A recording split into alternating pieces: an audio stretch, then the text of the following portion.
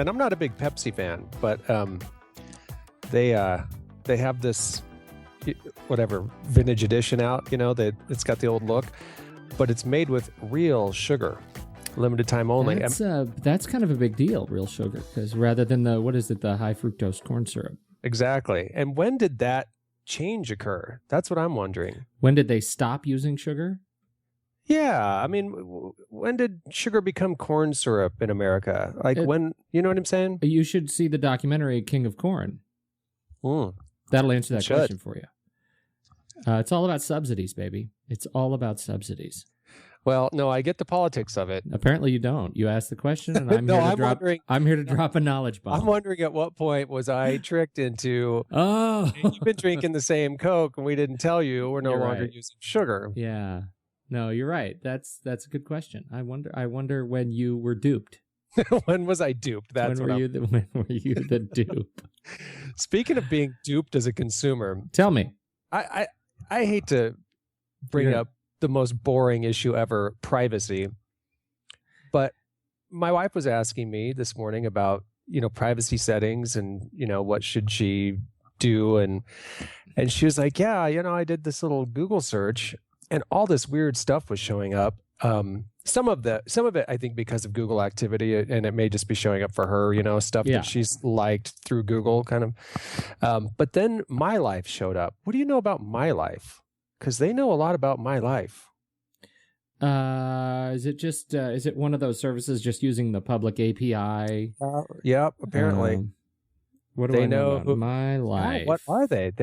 Holy cow. They know who you're related to. They know America's how old you top are. people search site. Let's just see. I'm going to see what's up with My Life. With My Life. Yeah, check your life on My Life. I'm going to check it right now. So start by seeing who's searching for you. Oh, good Lord, there's a video. How many people are searching for me? Let's find out. Right.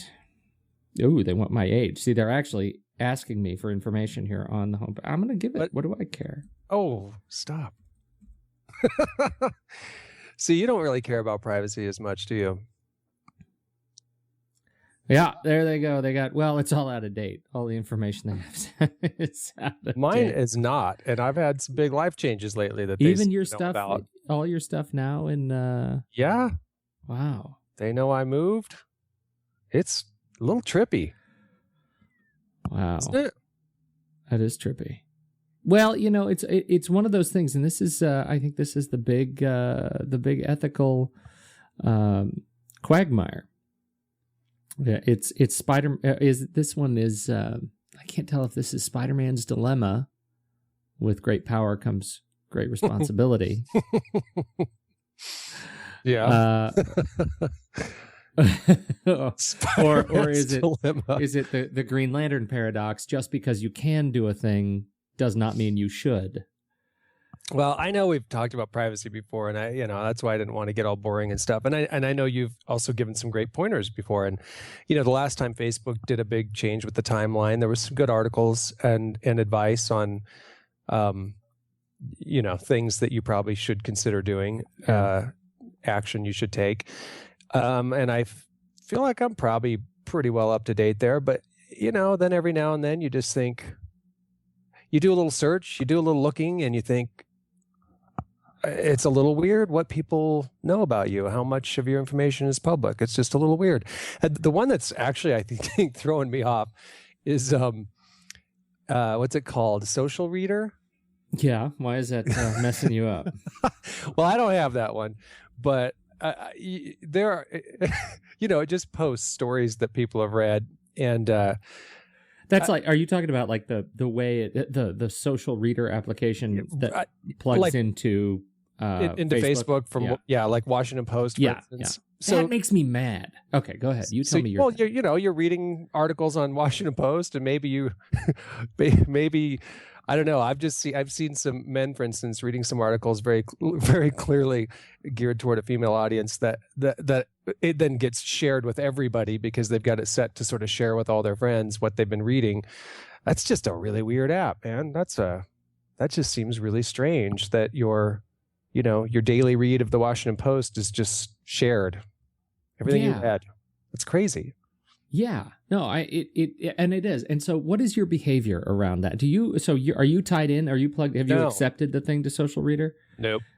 Why not? Let's hope I haven't. I should probably check, but I don't like that concept at all. I just don't. I don't either. And so, what do you do? I spend a lot of time on Facebook. I post a lot of crap on Facebook. But I always post it using like the native built-in kind of services on Facebook. I will share a link that's what I do. Something you can open. Okay, so when you run across an article that somebody else has shared, and you're reading along your timeline, and you say to yourself, "Self, I want to read this article about the yodeling monkey people of Syria," and so you click on the link, and what is the thing that it asks you to do? It says, "Hey, this link was shared via the Social Reader application to the Washington Post. You have to accept it as an app in your own catalog of apps on Facebook in order to proceed to this article." Right? Does that sound familiar to you? I guess. So yes, maybe you have signed into Social Reader. You don't even know it. If you're not seeing that, then I have more apps allowed than I thought I had here. I don't have that one. Are you looking at it right now? Yeah. That's depressing, isn't it? It is depressing. Yeah. I don't know how some of these happened. My behavior now is to it used to be I would see the Social Reader and I was like, God, I hate this. So I close Facebook and I go to Google and I do a Google search for that article. Of course, this is the 6 1/2 dozen of the other, because now I'm giving Google the information that I have searched for this article rather than Facebook and the Washington Post. But either way, I search for it without a gate. And that was on principle, just because I hated being blocked by the stupid Social Reader application that I don't really want to be a part of. I do want to give my eyeballs to Washington Post. I don't care about that. I just don't want to deal with this reader. So I would take the extra step to stop and go around it.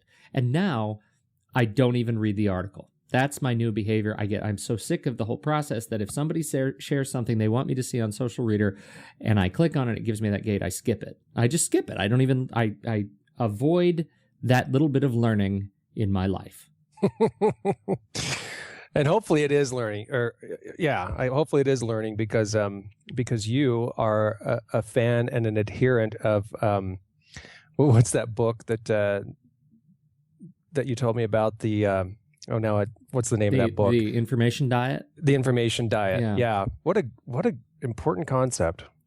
I think it really is, and it just every time I run into the Social Reader sort of thing, it reminds me just how important it is that I need to not look at. And that's actually, you make an even better point, which is anything that I'm clicking on via Social Reader probably means I am falling apart on my information diet. You're falling off the wagon. I'm falling off the wagon. Well, the internet is just a big information buffet. And yeah, I indulge in information sometimes. And I'll catch that's the thing about a Social Reader app is, the bane of my existence is the Huffington Post. And, you're just sort of, this and that's interesting. And they caught me on that one. and it's just crap. So much of it's just crap. It's all crap. It's all crap. So what else have you been doing this last? Because we missed the show last week because I had to travel, and I'm sorry about that. I know. Well, it was a bad everyone's weekend. Sorry. It was really tough to. I thought I could keep up. The trick is I traveled iPad only. Oh, yeah. I took the iPad, it's and always this time an experiment. It is, and it was a long trip. This is the longest trip that I have resorted to iPad only. And so all I did was I took the Bluetooth keyboard. That was because I knew I was going to have to do some significant kind of writing. There you go. But I took that. I took my little camera connection kit for the iPad so I could import and post photos that I was shooting along the way, and that was it. And it turned out to be something of a failure, but not because of the iPad, mostly because, man, it was just tough to get a connection. Like the connection is really bad. I mean, you say AT&T is bad in San Francisco, and it is. It's terrible. It's really bad on the East Coast where I was. I mean, it was terrible. Is it really? Yeah, it was terrible. And Wi-Fi, everywhere you go, Wi-Fi is stupid Boingo. Oh, I hate that. I can't stand it. And so, there was very limited coffee shoppery. And so I just had a tough time getting connected. It felt like, They're not into that nice social concept of free Wi-Fi, like for the masses. Yeah, you get back spoiled. in the East. You definitely, I feel like I've been spoiled. And so that was frustrating. But the tool itself worked pretty well. It was just spotty connectivity, and then, keep dropping the connection from the servers and that I was using. I mean, it was just not good. But all the apps that I needed, served their purpose and did exactly what they needed to do. Except, this is where I haven't really pushed the iPad, is actually doing any sort of podcast post-production, like using GarageBand and then FTP. And like I haven't just really pushed it to that point, and didn't have time to get to that point. And obviously I can't record on it using, the tools we have here to record, multi-point Skype calls and such. Well, my mom is at that place where is it a new laptop or do I get an iPad? And we had this conversation once where, there are lots of people who, it's budget wise, it's sort of one or the other. And they're very afraid of like what you're talking about being, being forced to do everything on an iPad. Is it really possible? And there are things like, advanced audio editing that are possible, but may not be very convenient to do. But does your mom do a lot of advanced audio? No, and editing? that's the thing. Yeah, I mean, her only real, I don't know, concern was word processing, because she's into she uses Word, but I was trying to walk her through how much better her life would be if she ditched Word, used the iPad, and kind of there are things that she thinks she needs Word for, like putting images next to text, and I was trying to walk her through how much prettier her documents, I guess, would be, those specific ones or those kinds. But and it actually led me to do even some more research on just word processors in general. Somebody did an article, I think it was Slate Magazine last week, that did an article on how everyone ought to ditch Word, because it's just become so feature heavy and slow, and all these sort of extra tools are. I mean, there's it's even more difficult, I guess, at this point to remove things or make certain things that are now automatically part of Word and part of your Word experience, to turn them off because you don't need them and they're slowing things down. And so there's some, I mean, all of the advice and the follow-up comments pointed to pretty much the applications that you had brought up a few weeks ago when we touched on it. But it's interesting how, I mean, it's almost, you just wonder, like, should Microsoft do a Word Lite or something? Because it seems to me hard. Go ahead, finish your No, thought. it just seems to me that it's sort of a weird sort of reversed obsolescence in a way, or that on the horizon at some point, a program became sort of too good and too advanced and too ubiquitous that it just sort of gets ditched en masse. I don't know if that'll happen or not, but you know what I realized over the last since last we talked, I don't remember, did I mention Byword? BY Word. I think you did. So I've pretty much everything is that I do when I create a document is now in Byword, and I do it at Byword in Markdown. Did I mention Markdown? Everything's a little bit of a fuzz. Have you ever tried Markdown? No. Okay. No. Markdown is a task paper. Markdown is more of a. It's kind of a formatting schema, so that allows you to write in any sort of text editor, right? You just pick up so I go to Byword, which is really as stripped down as you can get. There's just nothing to it. It just opens up and it's a window with a font, and you start typing. But when you type, you use these little conventions through text to create, headers and bulleted lists and numbered lists and bold and italics and all that stuff. And you do it through, just standard keyboard, characters. So if I want to create a level 1 header, I start the line with the pound key, right? The pound sign, space, and then type my thing. And then return, and then I can type some text, and I can, you use just these very simple text conventions. So it's human readable, meaning I could send you this plain text document, and you would be able to see that, the pound, it would start with a pound sign and then a line, and that would mean that it's a header. But even if you didn't know that that's what I was indicating, it would be consistent. Every time there's a pound sign, that sort of sets it apart. So you could read everything that I send you. But if I go back and pass it through the Markdown script in any number of applications that I use, and I use Mars Edit for doing my any posts to any of the websites that I run.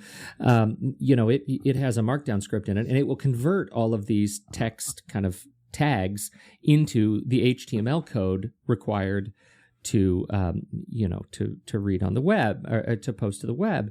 And that HTML code is not human readable as easily, right? So if I just sent you straight up HTML, it would be much more complicated to read as you're getting through URLs and all the formatting syntax. And so I've been using Markdown and Byword inside of Byword. And it is about the most streamlined process for creating documents that I have ever come across. Now, the other thing that I really like about Byword is that it is iCloud enabled. So I turn on iCloud. I'm running Byword on my on the Mac and Byword on the iPhone and the iPad. And so I can start a document on the Mac. I just start typing, and then I have to go, to my coffee shop. And I take my iPad or my iPhone. I'm waiting in line for coffee, and I open Byword, and there is my exact Markdown document that I started a half hour ago, and I can keep writing on the iPhone. And all those changes are saved so quickly. And I know Word, I know Microsoft sort of has that ideal. And I think Word is such a complex, organism that it's really tough to make that leap. That you can make really easily with a tool like, Byword and iCloud or Dropbox. It allows such lightweight syncing. And I think that's what, when I talk to people like your mom, and like you said, you walk through what it is exactly that she is doing that's so complicated. And most people end up realizing they use about 1% of the features of Word that are really, right, to actually do the work that they do. Yeah, and are just haven't taken the time to sort of research alternatives or make the assumption that this is, kind of the only way to do it, or there's just a familiarity, and I think that's mostly true for people, is that they feel like they've learned to use this one application, and it is kind of advanced, and it has all these capabilities that 1% of the time you might consider using, but did you even need to? What you're talking about is one of the things that the article I'm mentioning, I think it was more of a blog post, and it was written by someone who makes their living writing, and most of the comments also were by bloggers and writers, and the comment, sort of one of the key anchor comments, I guess, or points, was that once you've written something in Word and you go to copy and paste it, it has all these sort of remnant all this remnant text, I guess, all these different sort of within Word sort of commands that in a lot of cases you have to strip back out to get it to paste into like an online blog there's like a whole cottage industry of applications that exist specifically to deformat, Word. It's ridiculous. It's awful. And I think that's maybe the one thing that that I'd be most concerned about if I were Microsoft, is maybe that one, that it's becoming so important for people to be able to, I mean, even, non-professional writers or non-bloggers, but to be able to write something and paste it into maybe it's a WordPress site or whatever it is. And the fact that is so complex or such a problem would have me concerned if I were Microsoft. Yeah, I wonder. I wonder what who knows? There's a lot of punditry about Office, but Office is it's that's the bread and butter when you look at the financials. We could spend all day kicking on Office, but yeah, it's it's not like people aren't using Office. I mean, I wonder. I don't know. I mean, I have no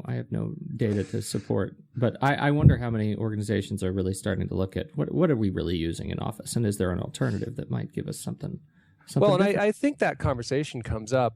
I know it does. I mean, it's a tough question, but I know that the conversation comes up when organizations start to, you start to look at what you're doing with technology. Do you need to have your own server in-house? And, what applications do each employee need to have on their desktop? And you start to go through that. If you're willing to step back and take a holistic, look at the thing, then you may come to, and I think a lot of organizations are headed here, that you say, well, let's move to the cloud. We don't need these servers, and let's use Google Apps or some other apps that make it easy to collaborate and share, and all of a sudden you're reducing a massive amount of costs. Yeah, we go to say voice over IP or use a chat service for things, or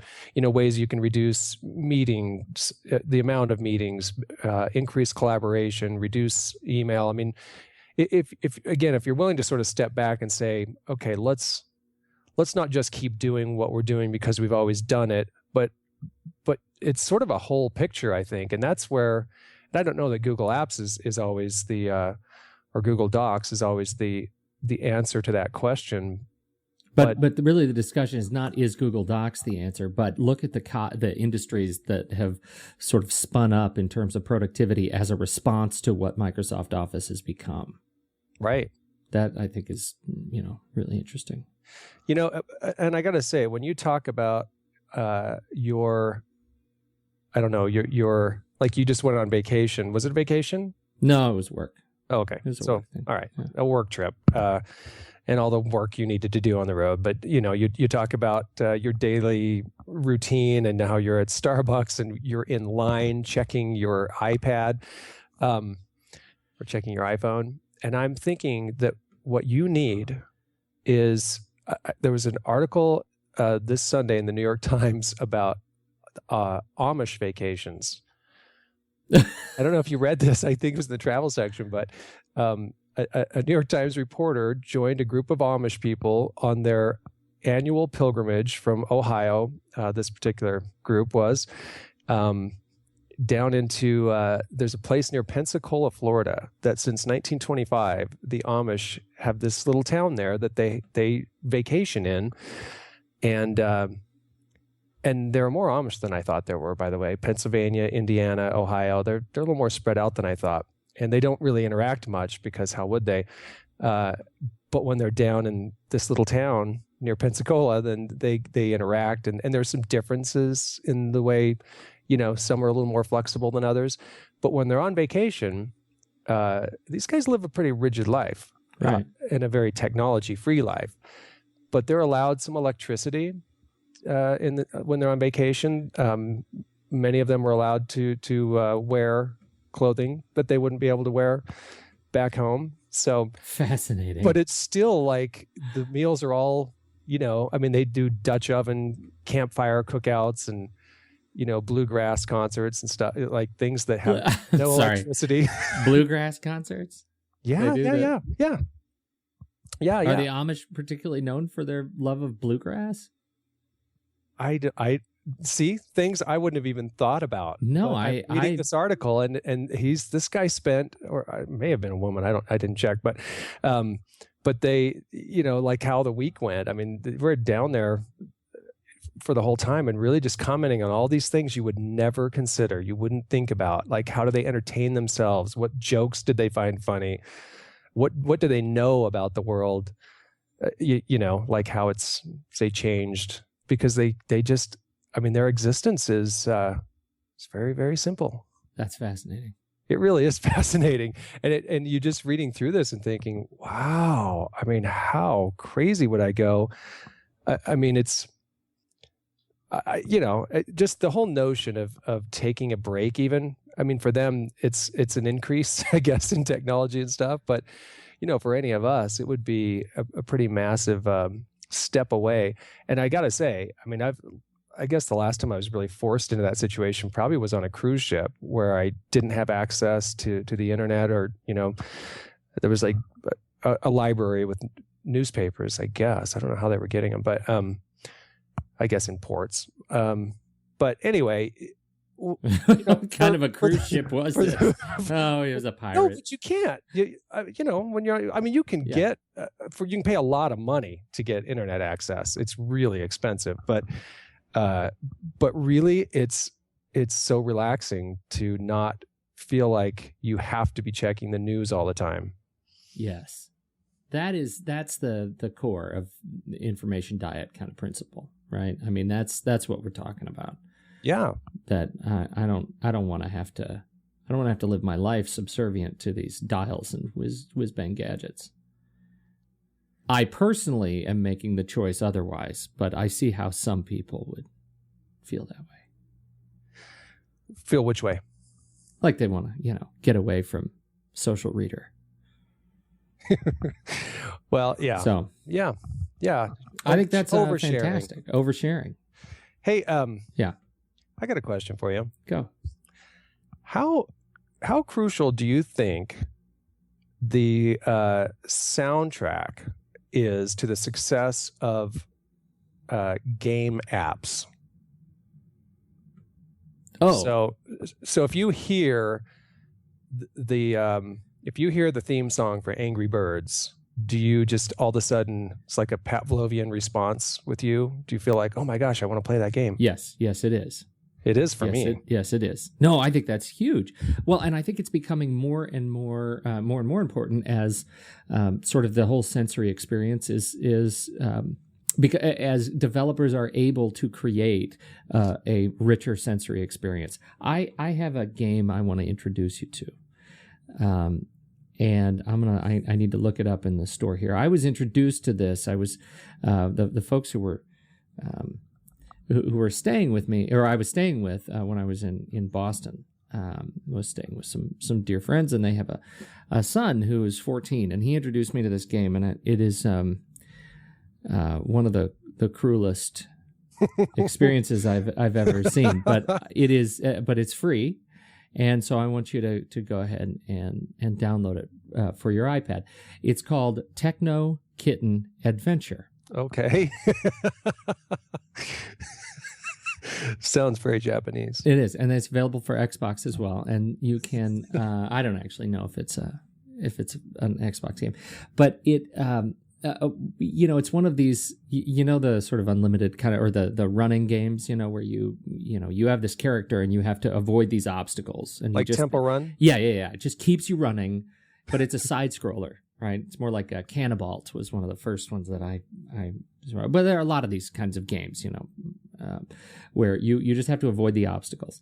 Except for this one, throws progressively more distractions at you as you go, and it is hateful. This game hates you. If this game doesn't, and so it's I think these developers have really captured what you're talking about. It's a sensory experience that is something that you cannot duplicate. So as you're playing Techno Kitten Adventure, I want you to imagine playing it, because they have a big HD, you know, a projector display with a big 10-foot screen on their wall. And so I was playing this game in the dark on a 10-foot screen, and so you're going to need to download this. 10-foot screen. Yeah, it was. Hey, that reminds me. I don't want to. No, go ahead. I got more stuff I want to say about apps, but I have to mention while I'm thinking about what you did here, how fantastic my weekend was. I can't believe I didn't start with this. Tell me. Coachella kicked off this weekend. Oh.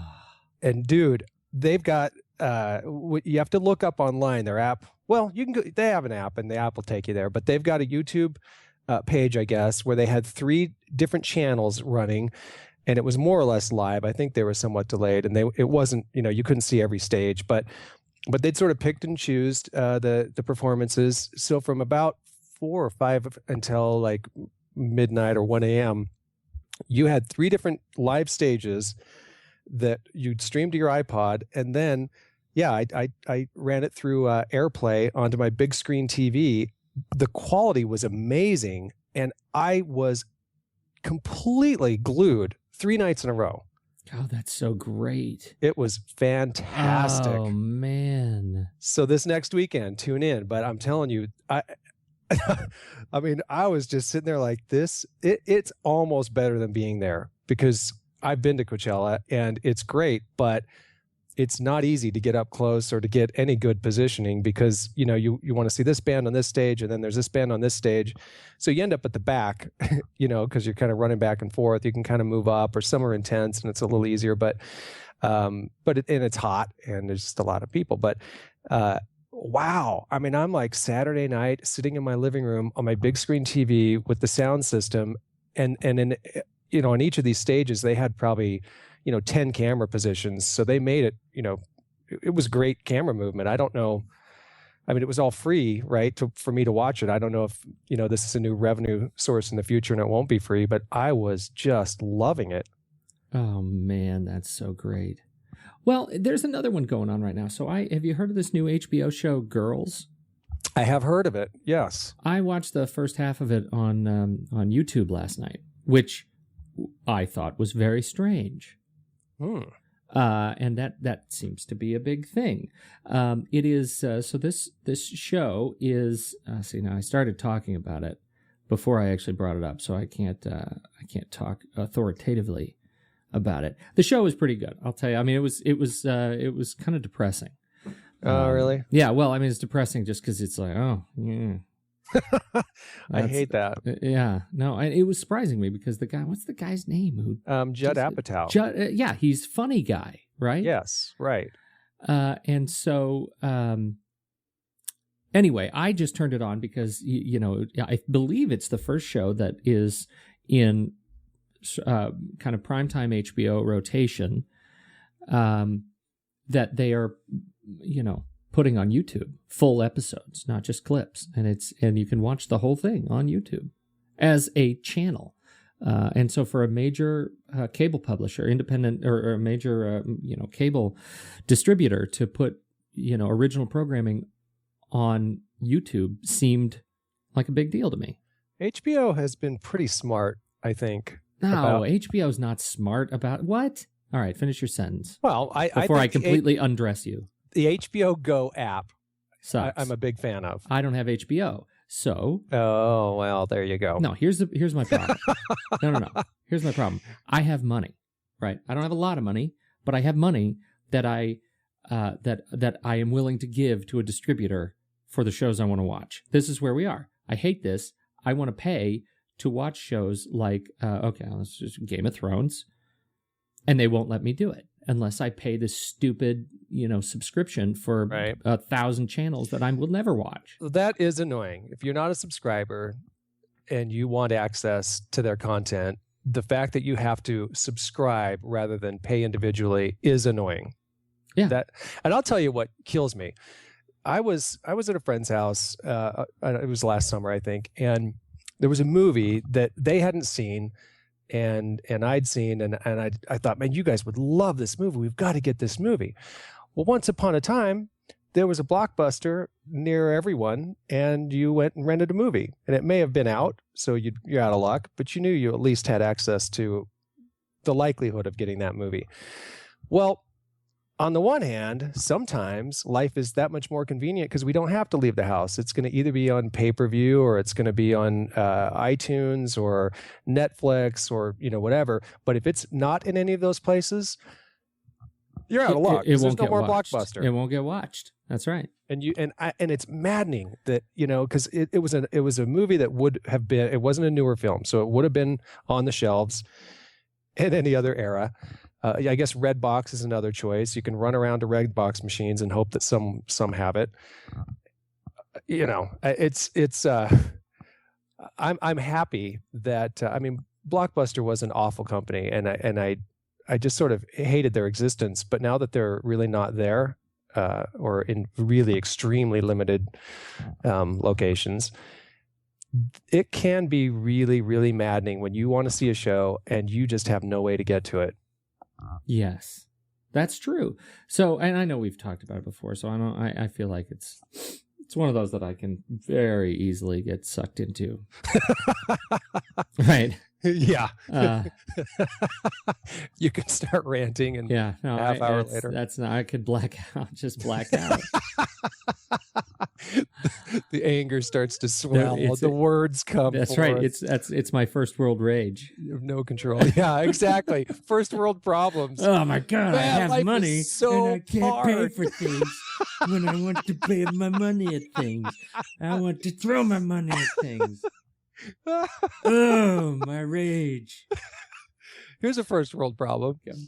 It's not really a problem, an observation. So I had the kids on vacation a couple weeks ago. We're down in California. We go to this great outdoor mall. It was Fashion Island. It's more or less outdoor. And I don't know, we weren't going to be there that long, but my kids who are on vacation and who we allowed on vacation, for them to play video games more often than we normally do. We try to keep that somewhat under control because they, kids will just get on a game like Temple Run and they'll play for 10 hours straight if you let them. So anyway, they walk into the Apple store. Is there something wrong with that? I'm trying to measure screen time. And I don't know. We just, at least they got to get their homework done and play outside some. Anyway, they walk into the Apple store and I couldn't get them out. And they went straight for the iPads and the iPhones, which again,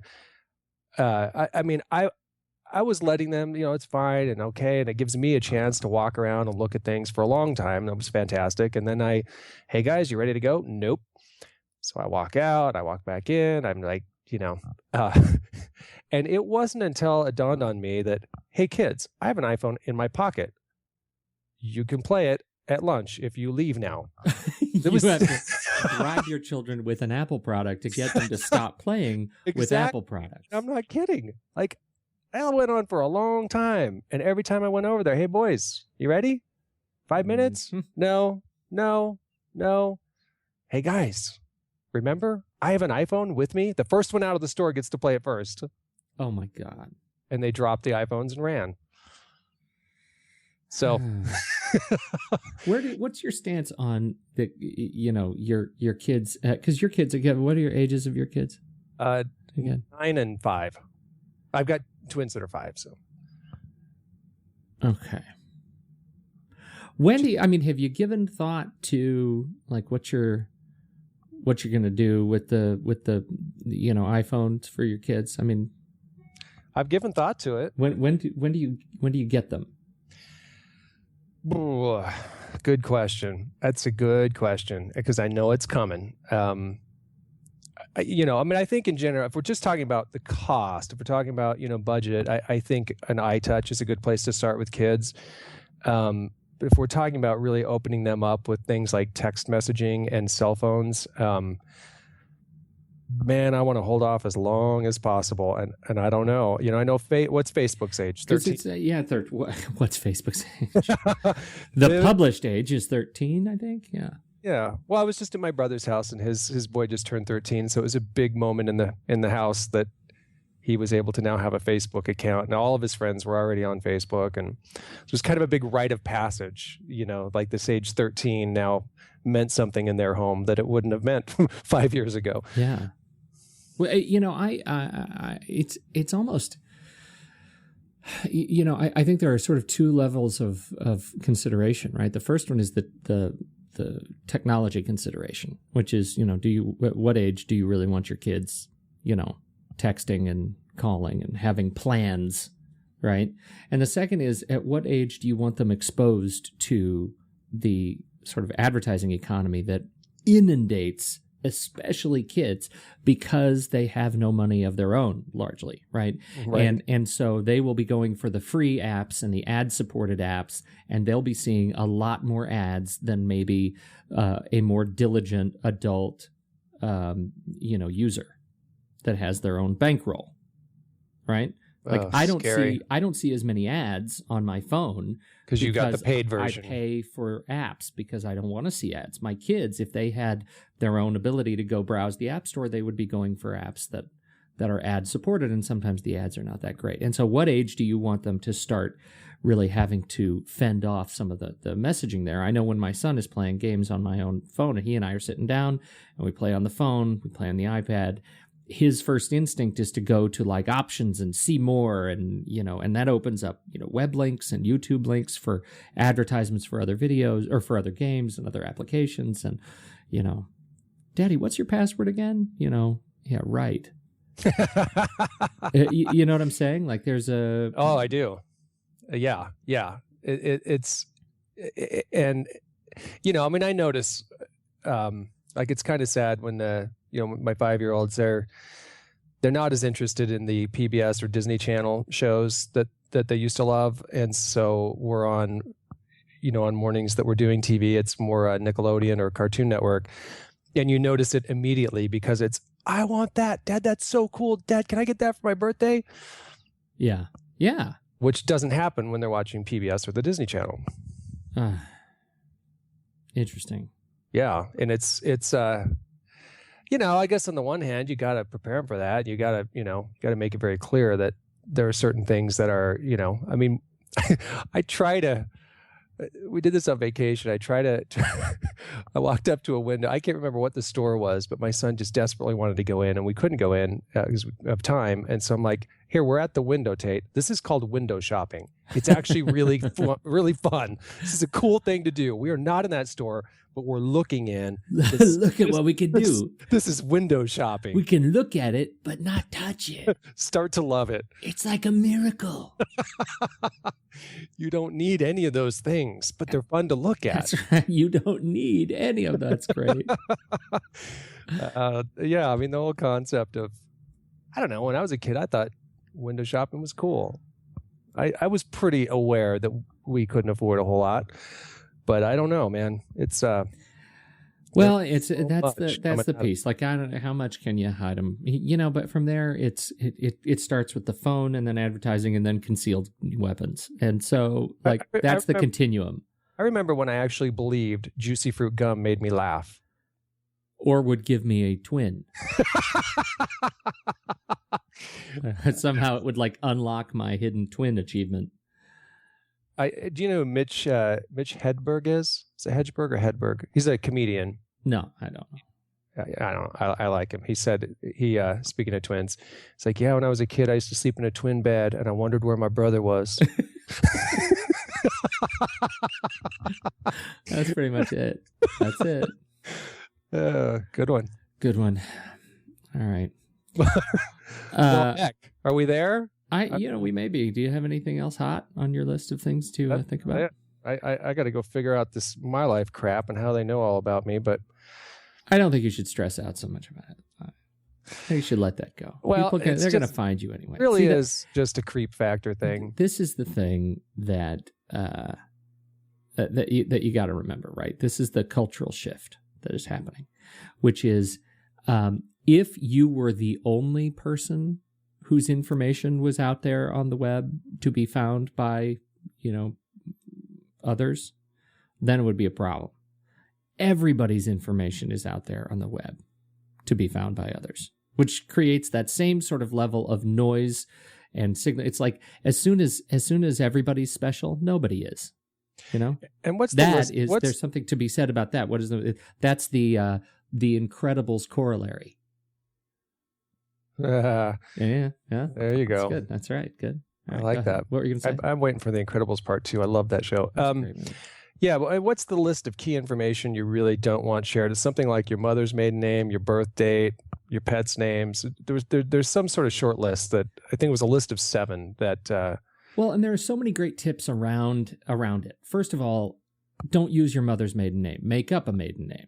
right? When it asks you for your mother's maiden name, unless it's the Social Security Administration, don't use it, right? Most of these things they ask, it's like, give us some security information that, you'll remember. Well, you can remember other, make it a friend's mother's maiden name or something like that, right? The thing about, I was at passwords make me crazy, right? Passwords make me insane because, people don't think about passwords. The biggest problem is people using dolty passwords. This is the trick that I learned about passwords. You come up with a password you can touch type, right? Are you ready for this? This is I'm about to blow your mind. Okay, let's hear it. Come up with a password that you can touch type, and it could be any word you want. Just make up the word, right? Okay. And then take your fingers on your keyboard where you normally put them to type this password. And then move your fingers up one row and to the right one row and touch type the same password. Bam! Blew my mind. Now you have a complex password that is not dictionary hackable. And it's not, and it could be really dumb. And something you'll never forget as long as you can touch type it. So that's the thing that makes me crazy. I get you run into this. I was working with a client over the last week, and they couldn't remember passwords to get into various assorted sites that we needed to get into to run the business. And it was because it was some variation of letters, numbers with a you do this thing like a version number password, like red dress 61. Oh no, the system made me change my password, so now it's red dress 62. Like you do that. So annoying. Yeah, it's really annoying. And I have a client that actually came to me for a password recall a few weeks ago, and no one could. I hadn't set it up. I didn't know it. The people who did set it up were the agency that they used before me. So if you say I can't remember my password, the email goes to that old agency and not to them. Oh yeah, that's dark day. Yeah. So anyway, yeah. Oh. Password management. Yeah. Well, anyway, it is the bane of our existence. That has nothing to do with nothing. So. Yeah, nothing to do with nothing. I'm just glad to be on the horn with you again, my friend. It's been way too long. Me too. And so I think now I'm done talking to you. Yeah, for sure. Good talk. Bye. Yeah, I can't find the ending recording button. I don't know how to turn it off. Make it stop. This podcast is going to go forever.